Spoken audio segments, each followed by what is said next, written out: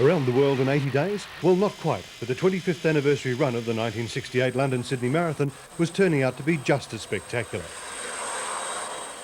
After retracing their steps through 15 countries and over 10,000 kilometres to India, 96 veteran rally cars arrived at Perth International Airport in the early hours of the morning, set for the final and most gruelling stage across the Australian continent. The idea was the brainchild of 1968 competitor turned motorsport promoter Nick Brittan, who thought it might be fun to reenact the original event using the same or similar age vehicles. Within 10 days of the official announcement, 2 years before the flag was to drop, 180 potential competitors had paid their deposit to secure one of the 106 places. Included in that list were 8 original cars and 25 original drivers from 1968. Well, many of the cars are still the same. The drivers a little older, but the method of transport has certainly changed. In 1968, 2.5 weeks on a slow boat from India. 1993, just 15 hours in 2 of the largest commercial aircraft in the world, the Russian Antonov. With most of their vehicles safely in Perth and the crews clear of Australian customs, tall tales of the fun and frustration so far began to flow. Traffic conditions through Europe were reasonable, but the last leg has been very, very difficult indeed. A lot of casualties on that. Turkey, the roads are better, so the drivers aren't quite as lethal, but they still have the same intent. You know, if they see you, they aim at you. India, now fewer people walk and more ride bicycles and so on. India is just as wonderful as ever and just as hazardous. The rear axle snapped right at the differential.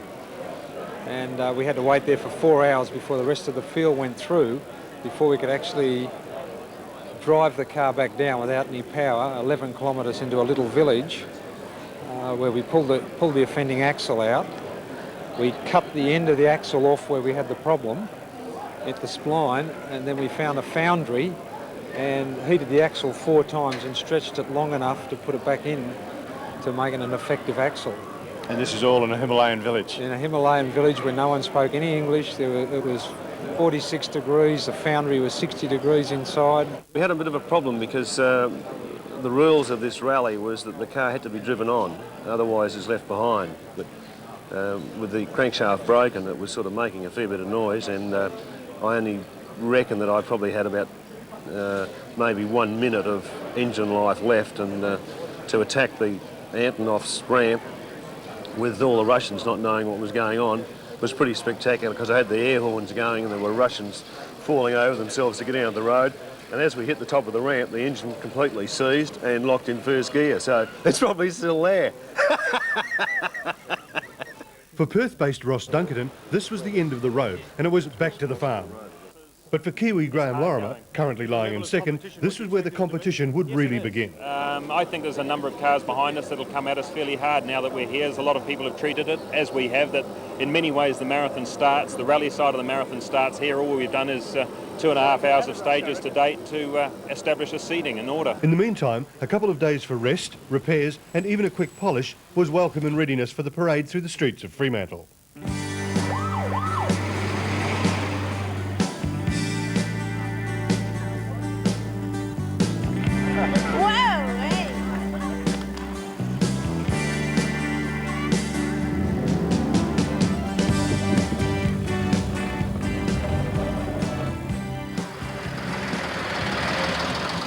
In spite of competitive rallying halfway around the world, the cars still look great. But take a good look at them now. It's probably the last time you'll see them like this. They're about to set off on what competitors agree is the most demanding and gruelling section of the London-Sydney Marathon. Despite the rigours of the last stage through India, everyone agreed the event had been successful and that the best was yet to come. To date, the emphasis had been on short, fast, sealed road special stages, but from here they would all be longer. There would be more of them, and best of all, they'd be on dirt. Australia is the 8-day sting in the tail of this 30-day event. We've done 21 special stages between London and Bombay for a total of about 300 kilometres. We've got another 22 stages here in Australia, which is over 1,000 k's. This is where the big, serious action is.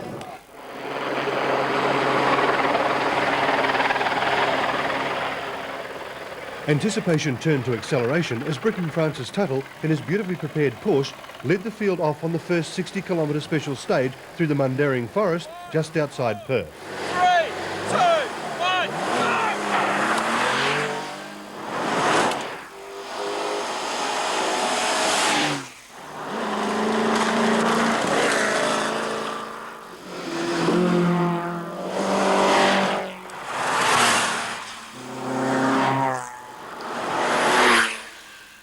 not only is this the first competitive section in Australia, but it's the first competitive of the entire rally that's been held on dirt.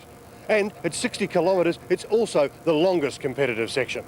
Australians John Williams and John Hunt were pleased to be back in Australia, but still hadn't quite left India behind. They were hoping to complete the stage without a pit stop. We're back home now, it's going to be a lot easier. Hope I don't have to stop halfway, that's all. We're going to roll a toilet, mate. Bit of the old Delhi belly, is it? Yeah, I reckon. Both of us. 2, 1, go!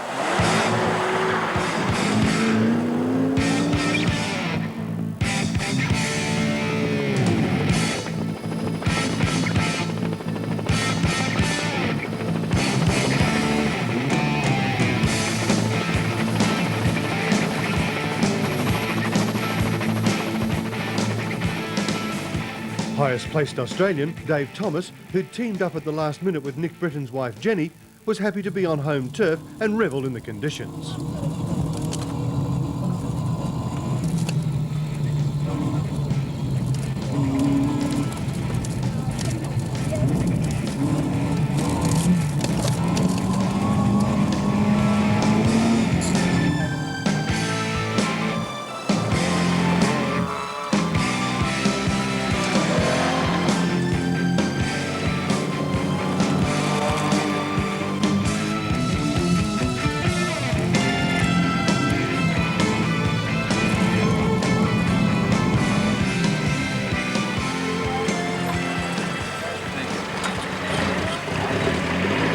Well, there's two boys well and truly bogged back there. What happened to them? Don't know, they've gone off the road in a big way coming down to the bend and they are well and truly embedded in the ground. They will be there for hours.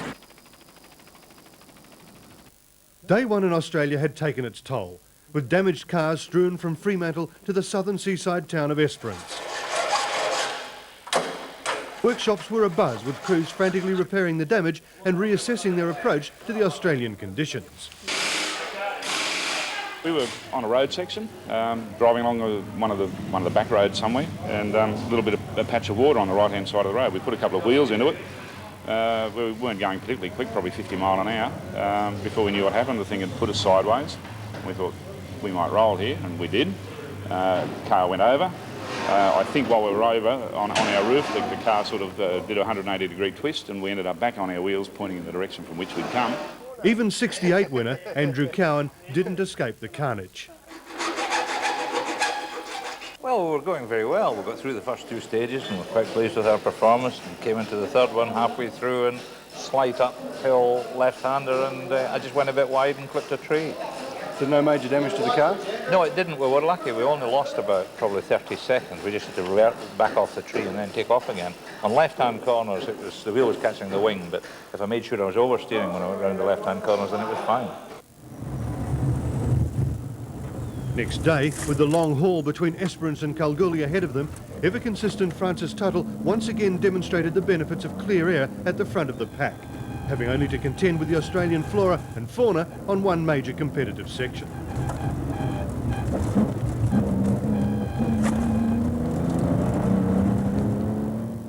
While this section may look dry and dusty, rain has already forced the abandonment of one special section.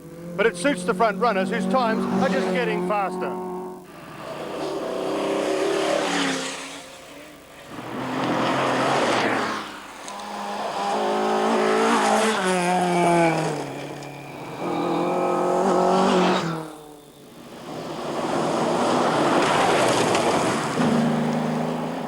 The special stage also proved popular with the big Fords.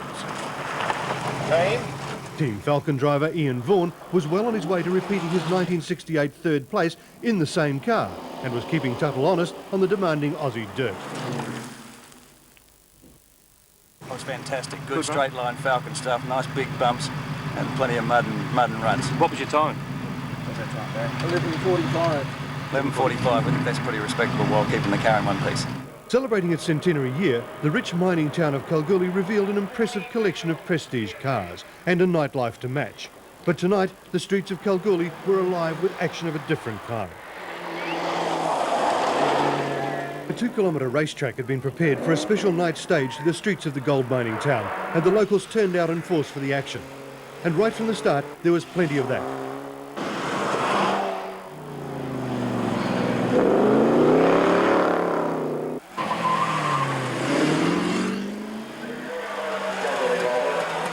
Even Tuttle found himself coming to terms with the tar and nearly with the locals. The Aussie V8 Falcons handled the tight corners with a home turf touch of finesse.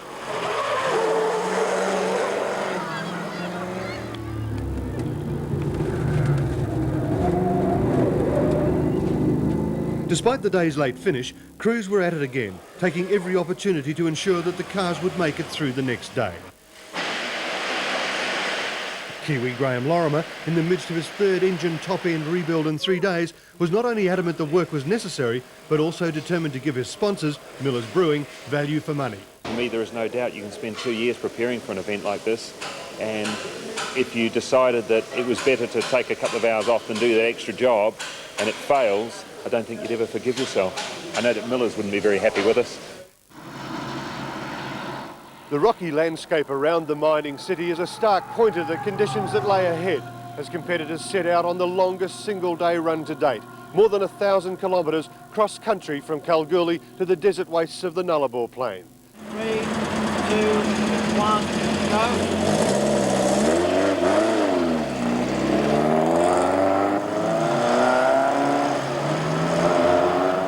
By now, Lorimer was confident he could haul in Tuttle, his BDA Escort being better suited to the Australian outback, and he set out to demonstrate he was a serious contender for the lead.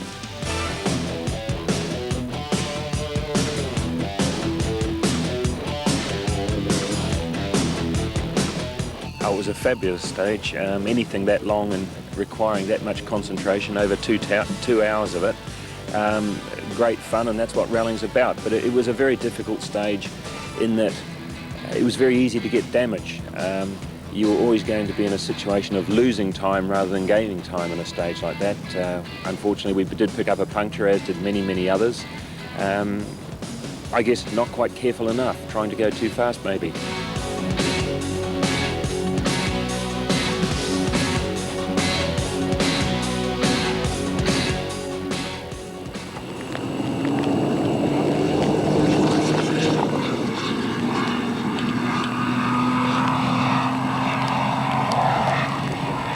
Cars limped off the Nullarbor escarpment and into Eucla on the WA South Australian border. With limited workshop facilities, crews did the best they could to rebuild both cars and engines.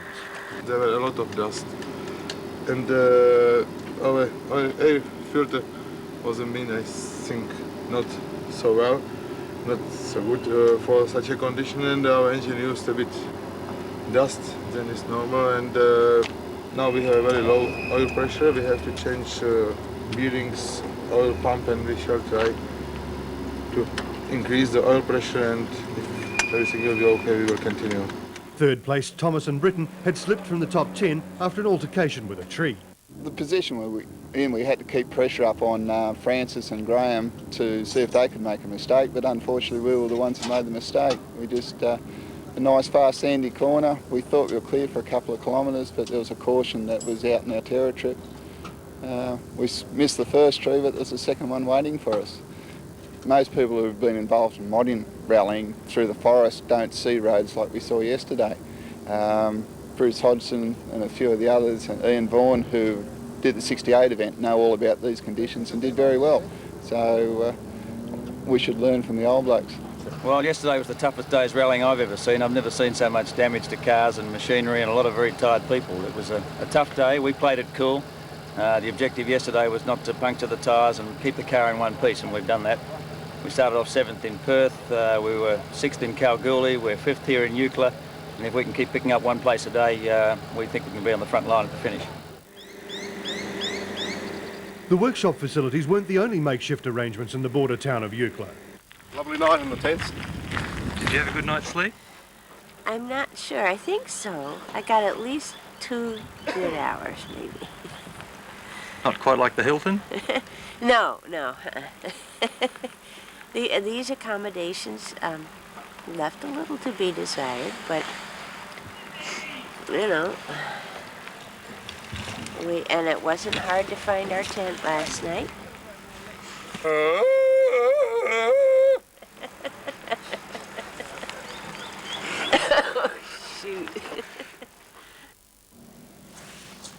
For For the first night in almost 4 weeks away from home, the crews spent the night under the stars in Tent City on the Nullarbor Plains.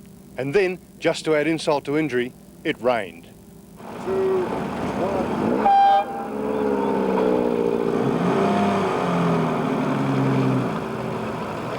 Good morning. The Nullarbor Plain turned to dust as teams stretched their legs and headed for Port Augusta.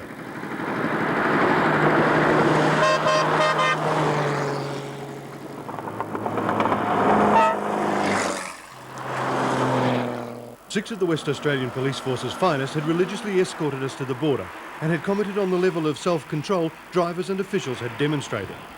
Across the border, the South Australian Police Force were unaware of this and laid down the law, nabbing crews as they entered the 60-kilometre zone at Penang.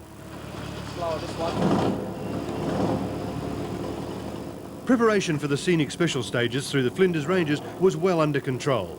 Road Director Bob Watson was happy with the progress so far. I think the competitors are finding it fairly difficult, much more so than in Europe.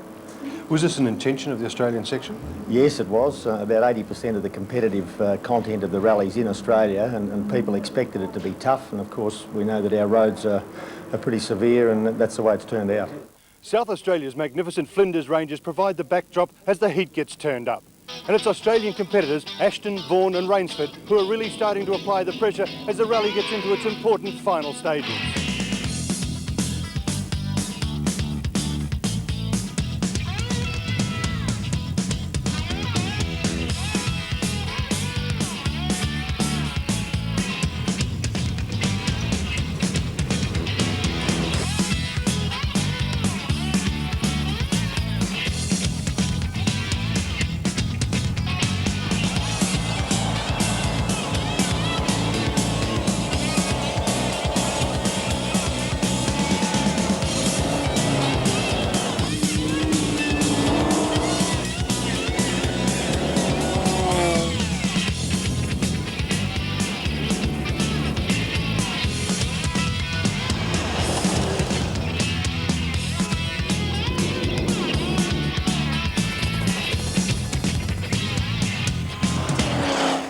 The Flinders provided a magnificent backdrop as Aussies Steve Ashton and Roe Nixon pushed their Datsun hard to challenge the leaders through the first two stages.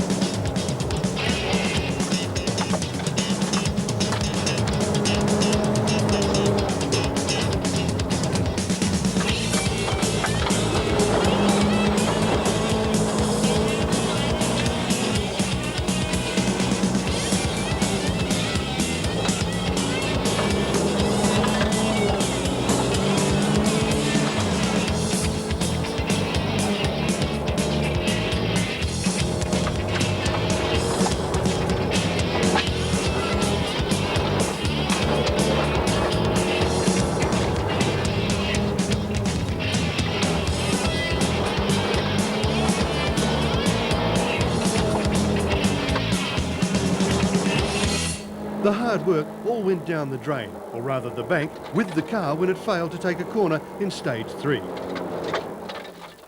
Also pushing up through the pack were Thomas and Brittan, but they too crashed in spectacular style.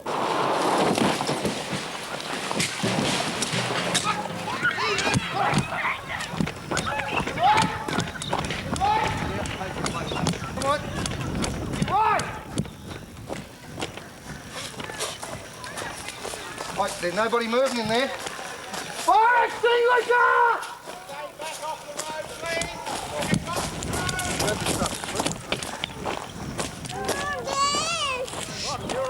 I'm alright, but these blokes here aren't. After setting third fastest time through the stage, a steering failure on the finish line destroyed their Ford Escort and any chance they had of reaching the finish. Hang on.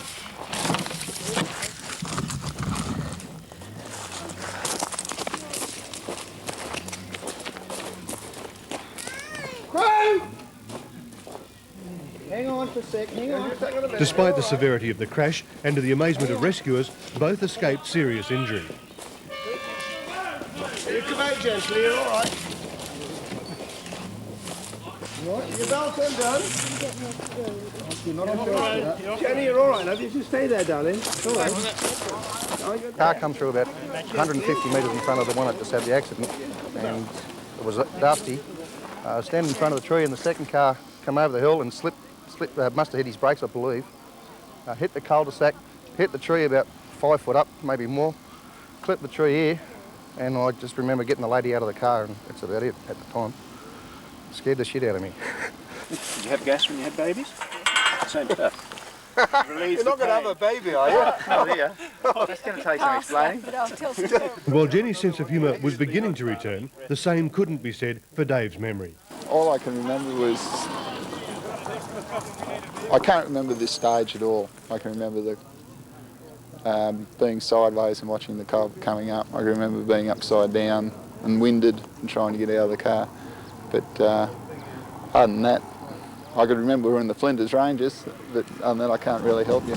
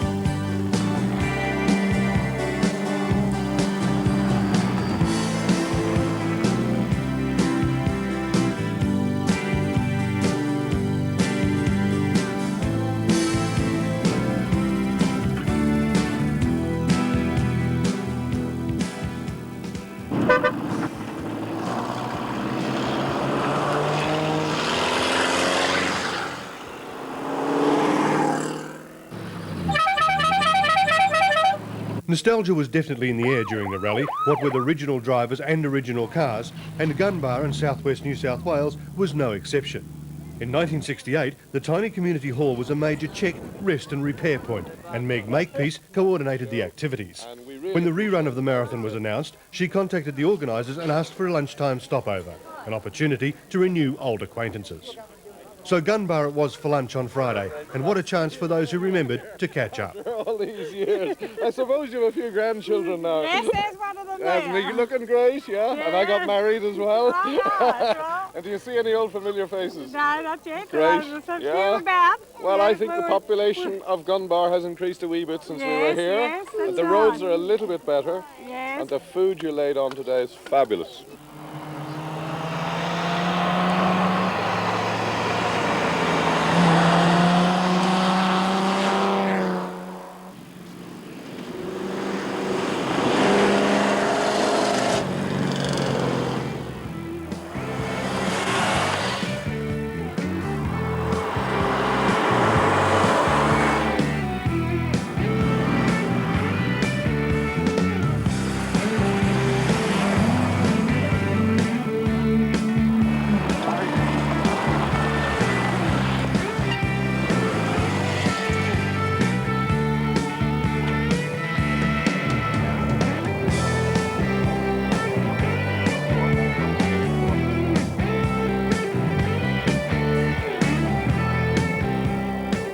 The rally had become one of extremes, and none more so than the conditions on Mount Hotham.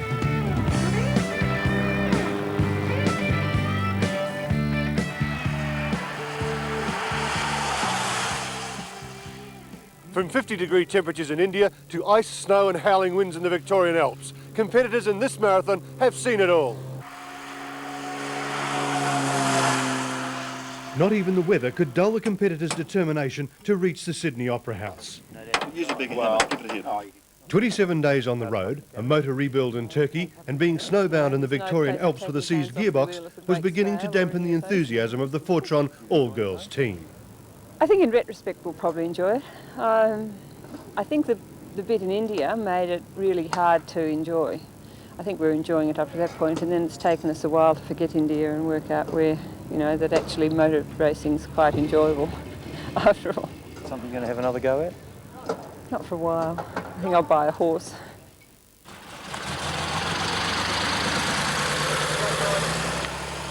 With a commanding 12-minute lead, Tuttle was sure he had the formula for a win. Well, somebody said yesterday, win slowly. So we're going to try and do that. Others were more philosophical about the outcome. Well, I can't really gain any positions because they're too far ahead of me. I've just got to hold position, which is really one of the worst situations. You've got nothing to go for. But anyway, it's only 25 kilometres competitive. We've been doing this for a month. Plans to consolidate our position today. We're sitting here second behind the Porsche, and the Falcon's done awfully well. We just want to make sure we hold that position right through to Sydney. Graham, last day of the rally, what are you going to do? One stage to go. We'll try and catch Roger Clark. He's only 20-something seconds in front of us, so we'll have a go. We've had to go all the way through, so why stop now? Roger, last day, what are you going to do? We'll go like boogie.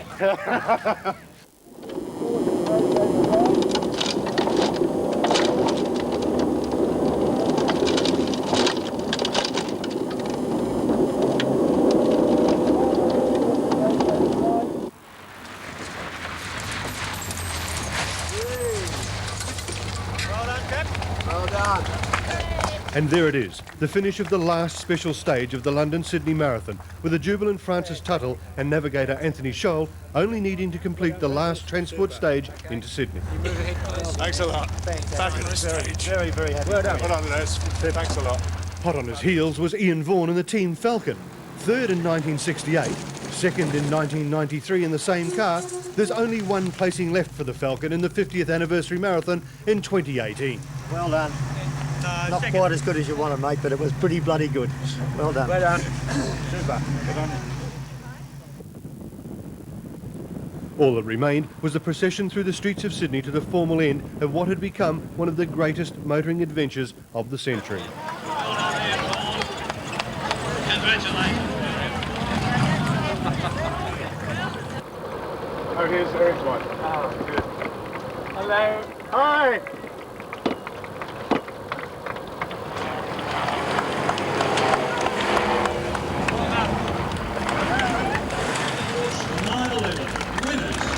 The 1993 Long March London-Sydney Marathon.